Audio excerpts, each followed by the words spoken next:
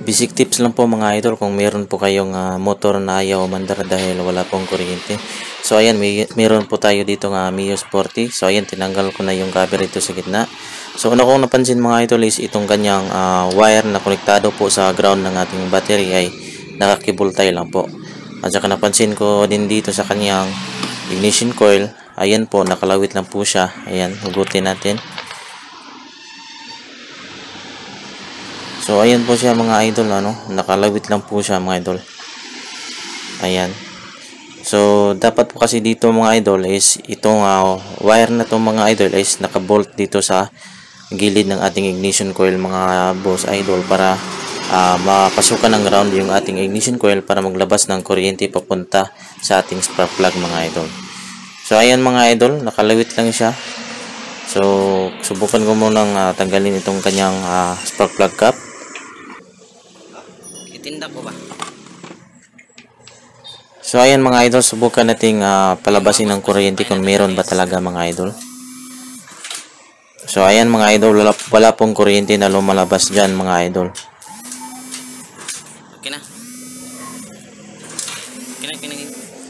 So yan po, ang dapat lang po natin gawin dyan is itong wire na to dapat po nakabolt dito sa ating ignition coil mga idol. Dito sa butas na to mga idol, kahit sang banda dyan mga idol is dapat po nakabolt po siya dyan para mapasukan po ng negative yung ating ignition coil at maglabas ng kuryente papunta sa ating tension wire papunta naman sa spark plug mga idol.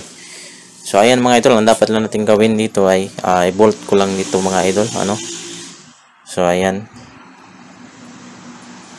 Yan, ilagay lang natin dyan. So ayan mga idol, na-bolt ko na siya mga idol at dito ko siya sinama ko na rin yung kanyang nakalagay na bracket mga idol para magsilbing holder para sa ating ignition coil para hindi siya nakalawit. So mga idol. So ganyan po ang ginawa ko mga idol. Ayan, tingnan nyo lang. So dapat po kasi mapasukan ng ground yung ating ignition coil mga idol. O di kaya nakabody ground yung ating ignition coil mga idol. So ayan mga idol, subukan natin palabasin yung kuryente kung meron na ba. So ayan mga idol, nakikita nyo. Ayan, meron na po siyang kuryente. So ayan mga idol, subukan natin panda rin. So ibinalik ko na yung kanyang spark plug top at subukan na natin panda rin.